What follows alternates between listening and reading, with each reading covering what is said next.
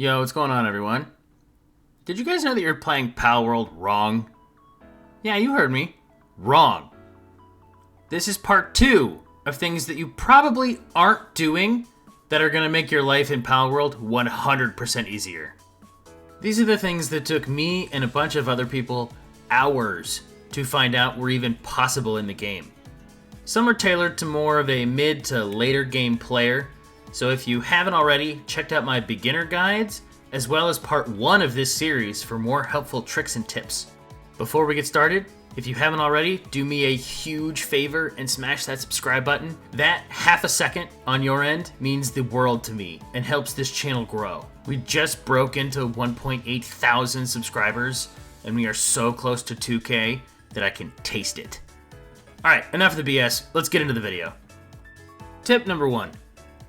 Now, I'm honestly embarrassed to tell you guys how long it took me to realize this, but while in a chest inventory, if you just hit R or RB on controller, you can do something called quick stacking, which basically takes anything from your inventory that's also in the chest out all at once. No more going through one by one and removing items while trying to stay organized. Tip number 2. Cake storage or food storage in general can be a pain. Without the proper PAL, your foods can spoil really fast, and cakes are already one of the most valuable foods in the game once you get to the breeding stage. But did you guys know if you place the cake into the breeding farm storage, that decay timer pauses? You can store as many cakes in here as you want, and you won't have to worry about them ever going bad. Tip number 3. While in harsh temperature locations, you can get a small bump to your temperature control by having certain pals out with you. For example, while in the tundra, I can throw out my Ragnarok, who's a fire pal, and watch the temperature gauge. It gives me almost one whole section back while he's out. But see, it doesn't work on the non-fire pals while they're out. This also works the other way around with an ice pal in the hot locations. Tip number 4. Not high enough level, or you don't want to cheese the black marketer for extra cash? You got some ingots lying around? Make some nails. For some reason, nails can be sold for almost double the amount of any other crafting item. I swear somebody must have missed a decimal point here, but these things can be flipped for 160 a piece. For example, I just made a stack of 150, and that almost got me 25k. Tip number 5. You can butcher your unwanted alphas for a second round of ancient tech.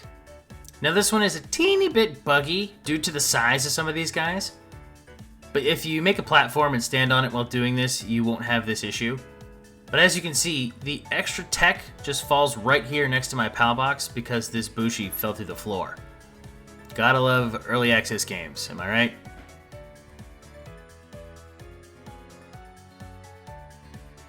Tip number 6. Make sure you guys are going for those back shots. Back bonuses when throwing your spheres. As you can see, it's almost a 20% increased chance when hitting the PAL in the back versus normal catch rate. You will also get an audio cue and a small visual flash if you hit that back shot correctly. Tip number 7. While fighting, pay attention to your elemental advantages. The game tells you when an attack is strong, and along with the notification on the side of the screen, the damage numbers also change. Without sounding too much like a Pokemon game, there are 3 types of numbers. The white with a red outline are your critical or your advantage attacks. There are plain white numbers or just regular effective attacks. Then there are your grayed out numbers, which means least effective or you're at a disadvantage while attacking. Tip number 8. Stop using Chickapee and Masarina. They suck. Effigen over on YouTube has this huge breakdown with all the math and numbers and things that are way over my head. But it basically boils down to this. The passive skills that can be acquired on Chickapees and Masarinas like Artisan and Working or Workaholic and all that stuff can't be increased through condensing. And now while condensing these may sound good, because it usually increases from like 1 to 2, 2 to 3, 3 to 4 drops, they're actually a lot slower per hour because it increases their animation time. The more effective way is to just use some sort of AFK money farm or something like selling the nails. So in other words, just go buy your milk and eggs from the store like a southerner preparing for snow flurries. Tip number 9. I want to clear the air here and put this to bed. There's a lot of misinformation out there fooling people, myself included. So I decided to test this myself. Passive skills on Galeclaw do not increase their glide distance or speed. However, condensing them does. For this example, I took 2 Galeclaws with Runner on them, and I condensed one of them up to 2 stars. Now in order to test this, I started with the No Star Bird. I dropped the other one on the ground just to make sure I wasn't mixing them up.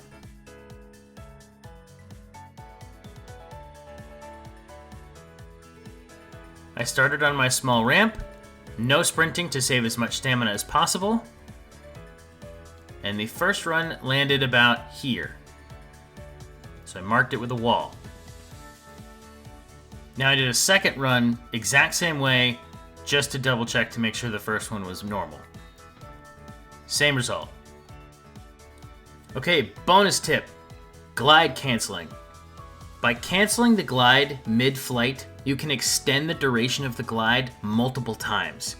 Now for this track, we won't be able to go much further, but you'll get the idea. The second test with the No Star and glide cancel increased the flight by almost 5 foundation lengths. Now I switch to the 2-star bird. First test is the normal flight.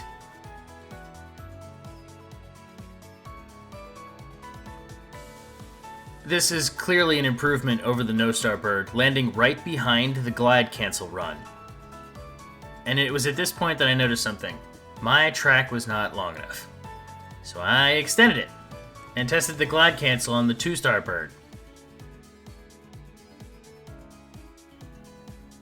Way further, to the point where it cleared the track. And this can still improve all the way up to 4 stars.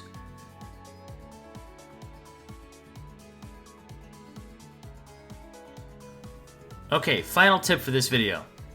With more and more of us beginning to reach the end game, we're all looking for tricks on how to optimize, right?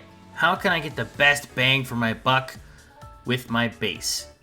Well, how about some crop plot consolidation? This trick reminds me of a glitch that you can actually do in Craftopia, for those of you who remember.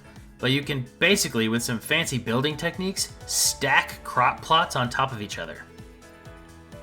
I'm going to show you step by step. First, you're going to take some of your wooden benches. Now I'm OCD when it comes to building, so I tried to line this up as best I could. Next, build the bench and wait for your pals to complete the build, but don't move. Once it's done, place the second and then the third. Now you can only stack as high as you can jump, so you might be able to sneak in another level here, but I stopped at 3. With your benches built, take out your crop plot. Line it up again and watch for it to jump to the second bench. If it does this, then you have done everything correctly so far. Once you have everything lined up, jump. You'll see the plot flash blue near the top. Hit build when the plot is blue. Once your pals have built this, what you're going to do is crouch underneath and remove the top bench.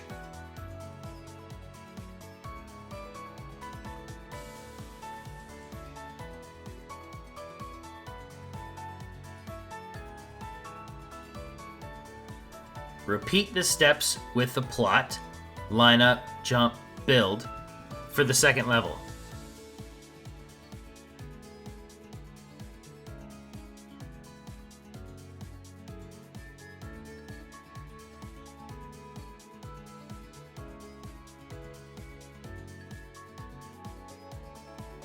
Now the second level is built, you're going to crouch down and try and reach the very bottom foot of the second bench and remove that one.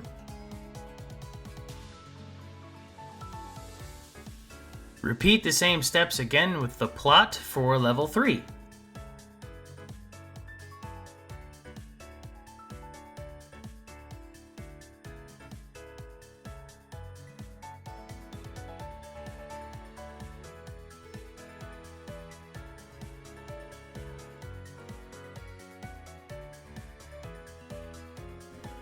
The last bench is a little tricky to see, but if you can line it up to see the very bottom foot, remove that one, and then you can place one last plot all the way on the floor.